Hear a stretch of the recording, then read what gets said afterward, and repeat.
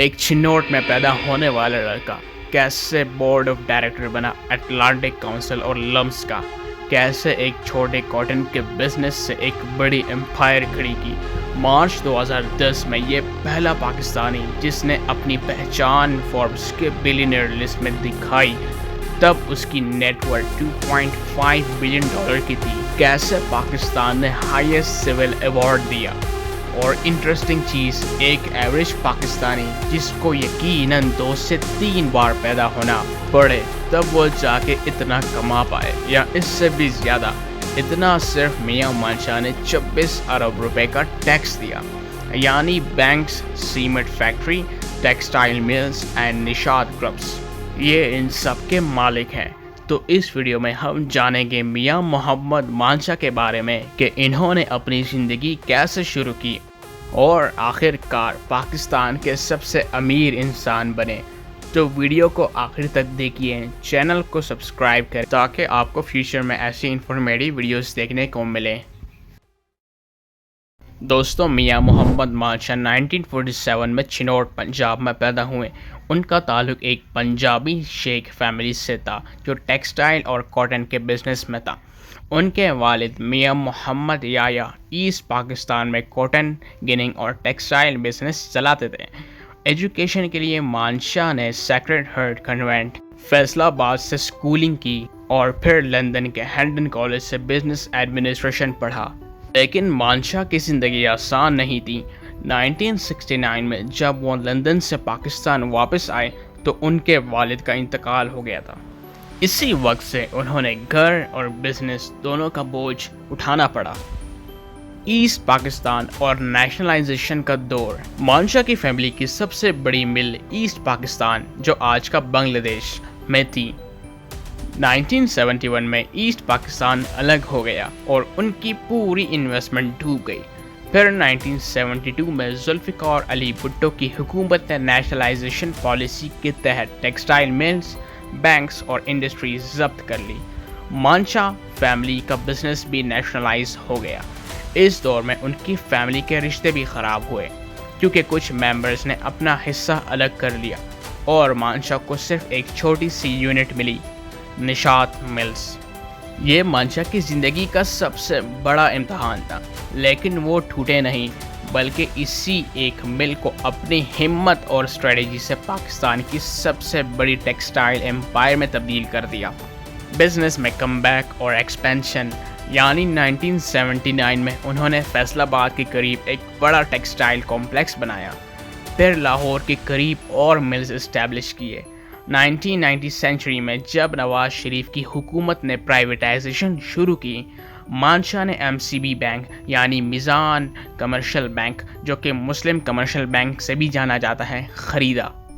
پھر انہوں نے آدم جی انشورنس، DG خان سیمنٹ اور تھرمل پاور پلانٹس ایکوائر کیے۔ آج نشاد گروپ پاکستان کا سب سے بڑا بزنس کانگلومیریٹ ہے جو textile, cement, banking, insurance, power, real estate, hospitality, automotive اور حتیٰ کہ ایگریکلچر بزنس میں بھی ہے۔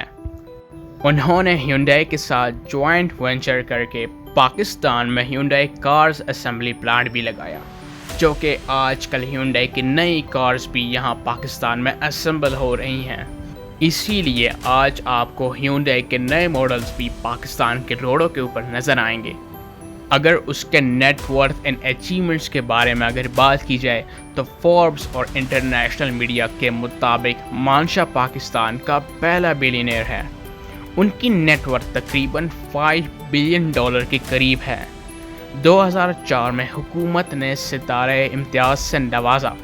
وہ اٹلانٹک کاؤنسل اور لمس جیسے انسٹیٹیوشنز کے بورڈ ممبر ہیں۔ مانشاہ پاکستان کا سب سے بڑا ٹیکس پیئر میں شامل ہے۔ 2024 میں انہوں نے صرف MCB بینک کے ذریعے 26 ارب روپے کا ٹیکس ادا کیا۔ وہ ہمیشہ کہتے ہیں کہ پاکستان تبھی اٹھے گا جب ٹیکس بیس بڑھے گا اور بزنس فرینڈلی پالیسیز بنیں گی۔ تو لائف سٹائل اور لگژریز کی بات کی جائے تو لاہور اور کراچی میں ان کا شاندار فارم ہاؤسز اور آفیسز ہیں۔ ہائی اینڈ SUVs اور لگژری سیڈانز کا استعمال کرتے ہیں کانوائی کے ساتھ۔ प्राइवेट जेट और टर्बो प्रूफ एयरक्राफ्ट भी पाकिस्तान से ऑपरेट करते हैं, ज़्यादातर डोमेस्टिक और रीजनल ट्रैवल के लिए। सोशल और बिजनेस गैदरिंग्स में विजिबल होते हैं, यानी उनकी प्रेजेंस एक स्टेटस सिंबल भी है। लंदन में एसटी जॉर्ज हिल में उनका लग्जरी विला है। ये एरिया बहुत एक्सक्लूसिव और हाई सिक्योरिटी गेटेड कम्युनिटी है, जहाँ सिर्फ मल्टी मिलियनेयर्स बिलियनेयर्स रहते हैं। यूके में लाइफस्टाइल और स्पेंडिंग ज़्यादा डिस्क्रीट होती है, लेकिन फैमिली के साथ वहाँ काफ़ी टाइम गुजारते हैं। मानशा फैमिली के लिए लंदन एक सेफ इन्वेस्टमेंट और लाइफस्टाइल हब है। मानशा साहिब दोनों जगह लग्जरी इंजॉय करते हैं, लेकिन पाकिस्तान में उनकी विजिबल लग्जरी ज़्यादा होती है। कॉन्वॉयस, farm house, life jets and सब।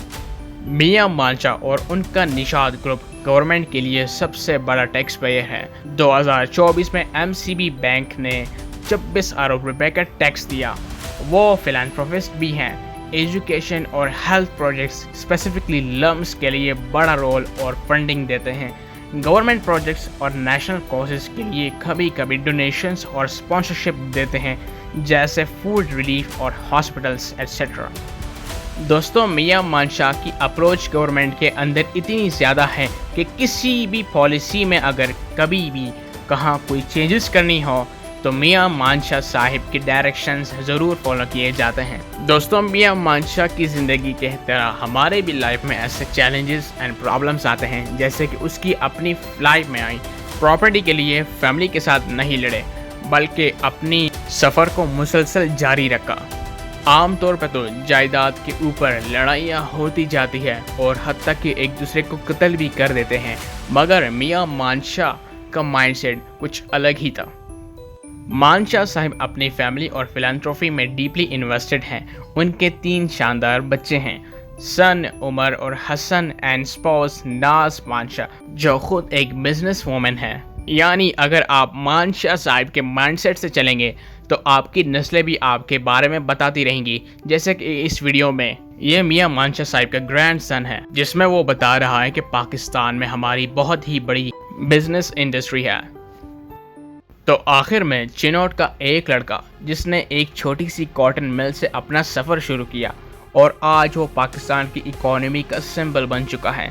मियां मानशा की कहानी हमें ये सबक देती है कि मुश्किल वक्त चाहे कितना भी बड़ा हो, अगर हौसला और स्ट्रेटजी सही हो तो इंसान हर चीज़ जीत सकता है। आपको क्या लगता है, पाकिस्तान को मज़ीद कौन से बिजनेस आइकॉन्स की कहानियाँ दुनिया को सुनानी चाहिए? कमेंट में ज़रूर बताइए। अगर वीडियो पसंद आई तो OIO इन्फो को लाइक और सब्सक्राइब करना मत भूलिए। सो मिलते हैं नेक्स्ट वीडियो में। खुदा हाफिज़।